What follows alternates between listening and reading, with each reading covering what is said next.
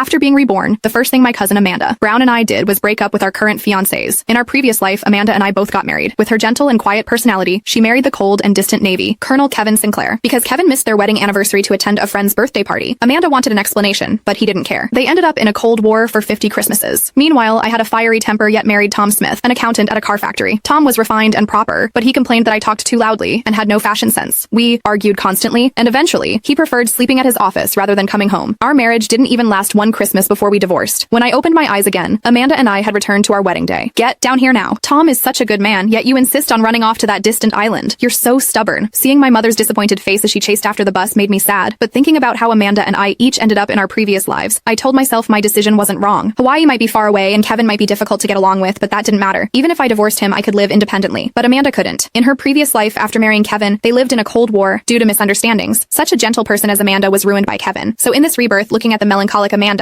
I decisively started packing my bags. I said, Amanda, I'll go marry Kevin. Tom may not seem ambitious, but he has a good temperament. You two should get along well. Amanda stood up excitedly, but then firmly said, Kevin isn't easy to get along with. I can't let you bear my misfortune. I replied, Amanda, it's okay. Christmas Grandpa didn't specifically designate who had to be Kevin's fiancé. Although Kevin is difficult, I'm confident. If life becomes unbearable in Hawaii, I'm not afraid. I demonstrated a set of freestyle fighting moves right there. Amanda broke into laughter through her tears and reluctantly agreed. Unlike Amanda's gentleness, I've practiced combat since childhood and am used to solving problems with force. That's why Tom, who considered himself an intellectual, and I never saw eye to eye, I found him tedious. He thought I was violent. Our marriage was unhappy, and we parted ways before one Christmas had passed. So this time around, I decided to let Amanda marry him. Tom lived close to home. Having family nearby would be better than Amanda being lonely and depressed on Hawaii Island like in her previous life. I held Amanda's hand and pleaded until she finally nodded helplessly. Fine, I agree. And so I took my luggage and boarded the flight to Hawaii. I just didn't expect my mother to catch up so quickly. I thought, I left a letter explaining everything clearly. What else is she worried about? I'm going to Hawaii. If I can't make it, I'll come back on my own, shouted to my mother as she ran after the car. After a long journey, I finally arrived in Honolulu. I then boarded a military jeep heading to the base, hoping to get some sleep, but suffered from severe motion sickness. When I got off, my face was pale. I sat at the military post waiting for Kevin to pick me up. Thinking about how disheveled I looked, I felt relieved, believing that someone as delicate as Amanda would never have endured this hardship. Kevin, why is there a strange smell in here? I feel so uncomfortable. Just as I was lost in thought, a sugary voice rang out. I looked up. A girl with her hair tied back, looking rather frail, was covering her nose and complaining to the man beside her. I glanced at the tall, straight-backed man next to her and felt somewhat helpless. You're Kevin, right? I'm your fiancé, Audrey Carter. Take a look at this marriage agreement, and if there's no problem, hurry up and arrange a place for me to rest. With that, I pushed my suitcase toward his feet, completely ignoring the girl's hurt expression, then stood up and headed for the exit. Kevin, does she hate me? Lily Thompson asked, looking dejected. Already exhausted, I immediately lost my temper. Are we that close? This is literally the first time I've met you. Kevin, can you hurry up? After saying this, I ignored them completely and stormed off. I hadn't gone far when I sensed someone following me. It was Kevin. He was carrying my luggage, his expression cold, and he had absolutely no intention of explaining himself. I thought to myself, no wonder Amanda was so miserable in her past life. With Kevin being so cold and Amanda so proud, they were bound to be unhappy. But I don't have such a good temper. If I'm not happy, I'll make sure they aren't either. Since our engagement had been arranged long ago, Kevin had already received a call from my family and knew I was coming. He had already submitted our marriage application. So, within a couple of days, Kevin and I were married with the blessings of his military colleagues. Kevin's parents had died early, and my family lived far away, so the wedding was attended by his fellow soldiers. The atmosphere was lively, with the military community in high spirits. I'm so envious of Audrey for marrying Kevin. She's so lucky, unlike me. Lily lowered her head and began sobbing quietly. The previously joyful scene was suddenly filled with nothing but sniffles. The guests exchanged awkward glances, creating an uncomfortable atmosphere. Watching Lily's slightly trembling back, I smiled and stood on my tiptoes to kiss Kevin. Then I turned to Lily with a smug look and said, yes, I am lucky. Kevin is successful, handsome, and has a great body. Only someone as fortunate as me could marry him. After saying this, I wrapped my arms tightly around Kevin's waist. Then, with a threatening smile, I said to him, isn't that right, Kevin? Kevin's expression remained cold, but his ears suddenly turned red. Before Kevin could speak, Lily looked at him pitifully and said, Kevin, Audrey, please don't misunderstand. I truly came to congratulate you. If Audrey doesn't like me, I'll leave the wedding right now. But as she spoke, she started crying again. Kevin, remember to pick me up tomorrow. We've spent Christmas together for so many years. Kevin nodded and said, I'll be ready to pick you up tomorrow. Don't worry. Hearing his words, I, who had just been holding Kevin's waist, suddenly threw him to the ground. Everyone looked at me in disbelief. Making plans before the wedding was even over was too much. In their past life, those two had sweetly celebrated their anniversary together, returning without giving Amanda any explanation. But I'm not Amanda. She could tolerate it. I can't. I thought, if Kevin dares to go tomorrow, I'll fight him and then leave this island. If my elders weren't so insistent on keeping that promise, my life in Texas would be incredibly carefree. Lily said, Kevin, are you hurt? Audrey, how could you treat Kevin like this? Lily's face turned red with anger, her gaze toward Kevin full of concern. Kevin quickly straightened up, gave me a meaningful look, and awkwardly replied, I'm fine. Then, he came over to hold my hand and said, you'll come with me tomorrow. I looked at Kevin in surprise. Lily was even more incredulous, saying, Kevin, how could you? I'm never speaking to you again. With that, she covered her face and ran out crying. At that moment, Kevin whispered in my ear, let's finish the wedding first, and I'll explain everything to you later. The guests didn't dare cause any more trouble. The rest of the wedding proceeded smoothly. Soon after, I sat in our room, pounding the bed in frustration. I thought, what did Kevin mean? Was he trying to trick me just now? That won't work on me. When Kevin pushed open the door and entered, I let out a cold snort. I said, I hate men who can't set clear boundaries. If you want to cheat, we might as well get divorced now. Hearing my words, Kevin frowned and said, we were already engaged. Now that I've married you, I'll take responsibility for you. I sighed helplessly. Kevin, what era are we living in? When we got engaged, I never agreed to stay by your side forever. Kevin seemed irritated by my words, pacing back and forth across the room. Eventually, he sighed, sat down on the edge of the bed, and tried to take my hand. Audrey, there's nothing inappropriate between Lily and me. I genuinely want to be with you. Despite my resistance, he held my hand firmly and said, I'm not good with words. If there's anything you're unhappy about, just tell me, and I'll definitely change. Kevin's expression was serious. Seeing him like this, I felt a bit shy. I nodded and pretended to be nonchalant, saying, fine, I have a bad temper, so as long as you can handle it. After I spoke, seeing Kevin smile, I became flustered with embarrassment. I leaned forward and kissed him. Our breathing grew increasingly rapid. Kevin truly lived up to his reputation as a Navy elite. Before long, he placed his hand on the buttons of my clothes, his gaze intense as he asked, may I? Embarrassed? I gave him a light slap. Seeing my shy expression, Kevin smiled and buried his face in my neck. I'm sorry. I slowly closed my eyes. Kevin, Lily left a letter and has disappeared. A knock at the door. Kevin quickly stood up straight. He said, Audrey, you go to sleep first. I need to go out for a bit. I glared at Kevin angrily and said, with so many people on the base, why does it have to be you who goes looking for her? We just got married today. Kevin got dressed and walked over to me, picking up my coat to help me put it on. We'll go together. The Thompson family saved my life. I can't ignore Lily's situation. So will you come with me? When we return, you can punish me. I paused for a moment, pushed him away, and put on my coat myself. Let's go. I walked out the door without looking at Kevin, clearly displeased. Soon I felt him grip my hand, tightly. I couldn't shake his hand off and glared at him angrily. Walk slowly, visibility isn't good at night. Kevin completely ignored my anger, holding my hand firmly. We arrived at Lily's house shortly after. Since Lily's parents had passed away early, the naval base had always taken care of her, arranging a small detached cottage for her. Now, people were gathered all around the cottage. The neighbor who first discovered Lily was missing anxiously pushed to the front with a note. Kevin, I don't want to burden everyone anymore. I'm going to join my mom and dad. Looking at this brief message, Kevin frowned and immediately arranged for everyone to spread out to search for Lily. Soon, the entire island where the naval base was located echoed with voices calling for Lily, especially along the coastline where most of the searchers were concentrated. Worried that she might actually harm herself, I also joined the search across this unfamiliar island. However, seeing how many people were already searching the shoreline, I began looking in more secluded areas. I didn't expect to make an unexpected discovery. Why are you here? Where's Kevin? Hearing my footsteps, Lily turned around excitedly from her position on the rocks, but her face immediately fell when she saw it was me. Seeing her standing resentfully on the rocks, I smiled mockingly. Is a man who doesn't even care about you worth risking your life for? I said. Lily stubbornly replied, Kevin and I grew up together, and my parents saved his life. If it weren't for you, I would be his wife. I scoffed. If he truly loved you, he wouldn't have married me. My marriage to Kevin was arranged by our families long ago. You never had a chance, and you never will. Kevin will only be my husband, but if he dares to cheat, I'll make him taste what it's like to face a military tribunal. I doubt either of you could handle that. With that, I turned to leave. Lily clearly had no intention of killing herself. She was just throwing a tantrum. I couldn't be bothered to engage with her any further. I didn't expect Lily to suddenly grab me and whisper in my ear, if we both fell into the sea, would Kevin save you or me? Before I could react, she violently pulled me into the ocean. Completely unprepared, I swallowed several mouthfuls of salty, bitter seawater. Help, Kevin, save me.